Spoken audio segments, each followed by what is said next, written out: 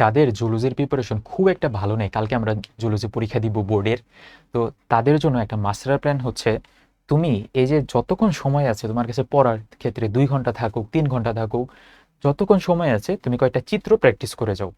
এটা হচ্ছে সব থেকে ইম্পর্টেন্ট এবং সব থেকে কাজের একটা কথা। তুমি যদি লাস্ট 2 দিন কিছুই পড়ো নাই, কয়টা চিত্র প্র্যাকটিস করে যাও, আমি তোমাকে বলি এই কয়টা চিত্র দেখে যাব।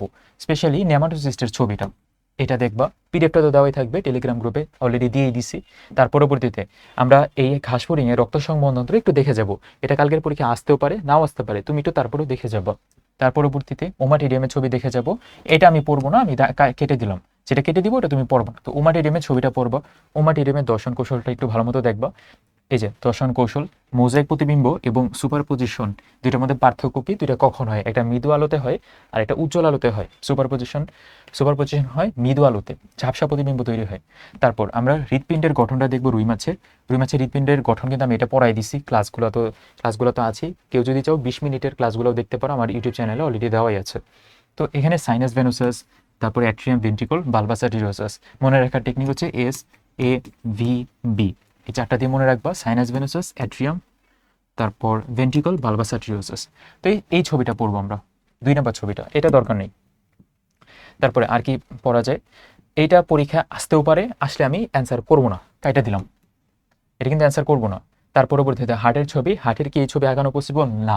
আগানো পসিবল না, এমনি বুঝাইতেছি যে হার্টের ছবিটা আসতে পারে, ওটা তুমি প্র্যাকটিস করবা। হার্টের ছবি কোনটা আঁকবা ওটা আমি ক্লাসে বলে দিছি, ক্লাসটা আছে, একটু নিচের দিকে নামো, দেখো যে 20 মিনিটের রিভিশন ক্লাস, চ্যাপ্টার 3 আর 4, এই ক্লাস আমি বলে দিয়েছি, সুন্দর করে ওটা দেখতে পারো। তার পরবর্তীতে এই তুমি যদি কিছু না পারো, এই ছবিটা আঁকা যেতে পারো, এই ছবির মধ্যে কোনটাকে কি বুঝায় না বুঝায় এটা একটু দেখে যাবো, তাহলেই হবে। তার পরবর্তীতে আর কি পড়বো আমরা, এই যে সংযোগী টিস্যু, বিশেষ ধরনের সংযোগী টিস্যুগুলো, SA node, AB node, bundle of his, Purkinje তন্তু, টোটাল 4টা সংযোগী টিস্যু আছে। এটা কিন্তু আসার মতো কোশ্চেন। তার পরবর্তীতে আমরা আর কি দেখবো, এটা আমি সাজেশন দিব, এটা তুমি দেখবা না।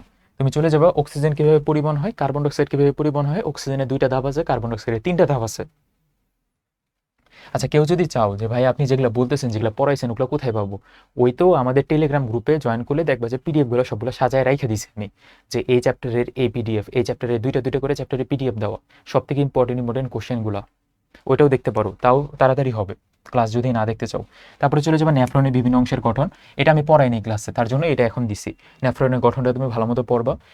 Renal corpuscle, renal tubule, Bowman's capsule, glomerulus, কোথায় কোনটা থাকে, কোনটার কাজ কি, একটু ভালো মতো দেখে যাবো, এটা তো পারোই সবাই। তার পরবর্তী থেকে এইটা আসার সম্ভাবনা অনেক বেশি, একটা আদর্শ কোষিকার গঠন, ভার্টিব্রাল আর্চ এবং বডি, আর্চের মধ্যে থাকে হচ্ছে স্পাইনাস প্রসেস এবং ট্রান্সভার্স প্রসেস। তার পরবর্তীতে ভার্টিব্রাল আর্চ তো এগুলাই, আর এটা হচ্ছে বডি। তারপর এখানে গহ্বর থাকে, আর অনেক টুকটাক অনেক কিছু আছে, বই থেকেও দেখতে পারো, এখান থেকেও দেখে রাখতে পারো। খালি ছবিটা খুবই ইম্পর্টেন্ট, ভালো মতো প্র্যাকটিস করবো। হ্যাভারিয়ান তন্ত্রের ছবিও আসলে খুবই ইম্পর্টেন্ট। আমরা এই যে চক্র আকারে যেগুলা যেগুলা দেওয়া, এগুলো একটু দেখে যাব, প্র্যাকটিস করে যাব। এখন পর্যন্ত কেউ যদি প্র্যাকটিস না করো ভাই, এটা একটু পড়ে যাও। তার পরবর্তীতে আর কি আছে, হৃৎপেশি, হ্যাঁ হৃৎপেশির গঠন আঁকবো।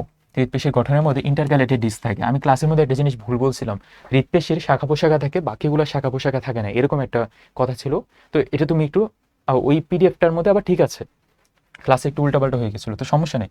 তো এখন বলতেছি, ইন্টারক্যালেটেড ডিস্ক থাকে হৃৎপেশিতে, শাখা প্রশাখা থাকে, তার পরবর্তী এই যে শাখাতন্ত্র থাকে, নিউক্লিয়াস থাকে, অনুপ্রস্থ রেখা থাকে, একদম সোজা, তুমি কয়েকটা টান দিবা, শাখা প্রশাখা দিয়ে দিবা, হয়ে যাবে।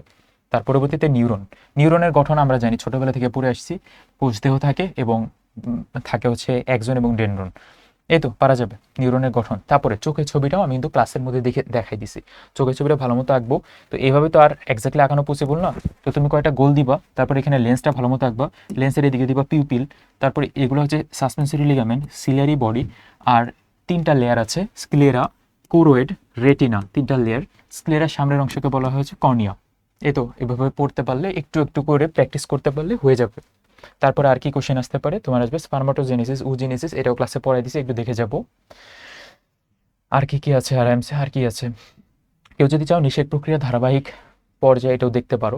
আসলে চ্যাপ্টার 9 থেকে কি আসবে এটা আমরা কেউ ওইভাবে জানি না, জানি কিন্তু এখন আসলে পড়ার সময় নেই।